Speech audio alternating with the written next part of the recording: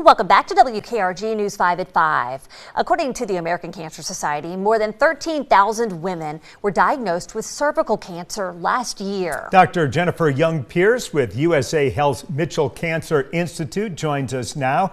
First off, doctor, what should people know about this disease? Give us some of the basics.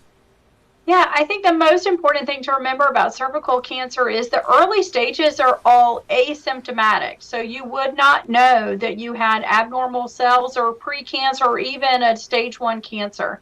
So we want people to know the symptoms of abnormal bleeding, abnormal discharge, or unexplained pelvic pain.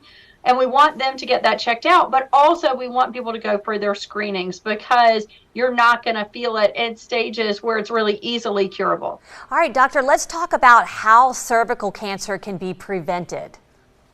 The most important thing is the HPV vaccine, which is recommended for girls and boys. It's recommended for girls aged 9 to 12 to prevent cervical cancer, and for boys ages 9 to 12 to prevent HPV cancer in boys as well. We're not vaccinating boys to prevent cancer in girls.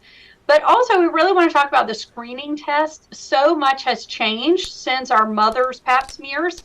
So today, we want women to go for a pap test as well as an HPV test, especially over the age of 30. We want people to know their HPV status and their vaccination status. And we want people, if they have an abnormal screen, to really seek that follow-up and additional testing and potentially treatment.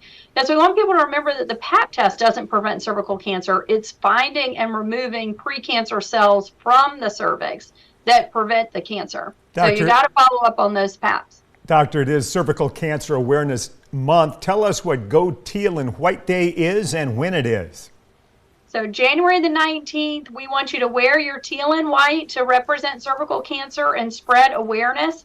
And the RSA towers in downtown Mobile will be lit up in teal and white as here and across the state. So we really want people to see those towers, remember cervical cancer patients and cervical cancer awareness, and wear your teal and white. All right, Dr. Jennifer Young-Pierce with USA Health, thanks for sharing this important information. Thank you.